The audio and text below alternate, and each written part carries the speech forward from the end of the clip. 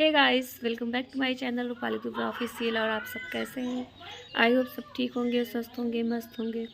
So friend, तो मैं आज फिर से मिल रही हूँ आप लोगों से एक नए गाने के साथ। ये जो गाना है ये सोवर गीत है, अवधि सोवर गीत। तो ये बहुत ही प्यारा, बहुत ही अच्छा गीत है।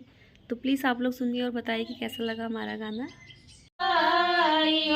मोरी सीता चलती दुपहरिया होत शिव के मनावै होत शिव के मनावैयो देवरी के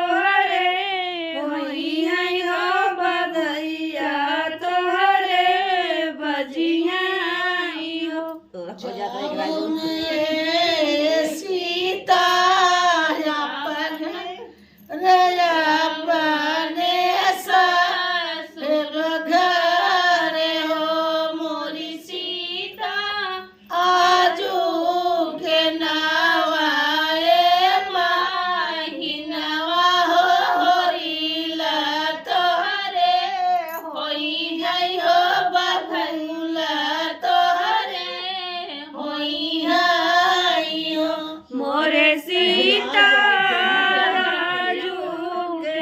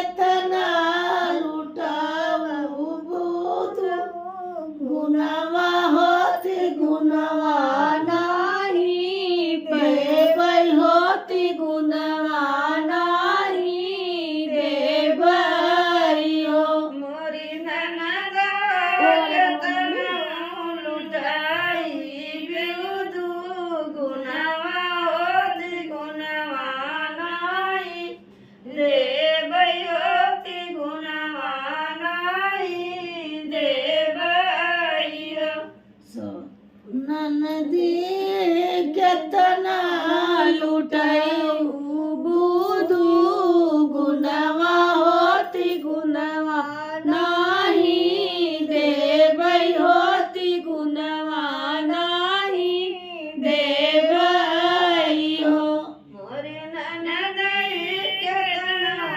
लुटाई बुधु गुनवा होती गुनवा नाही देवै होती गुनवा नाही देवै मोरी ननदी मरली करे जमा में बाढ़ हो दैया हमारे साल हो दैया हमारे साल हो मोरी ननदी मरलू करे जमा में बाढ़ हो दैया हमारे साल हो करे हमारे साल मोरी ननदी केतना लुटाऊ बुधु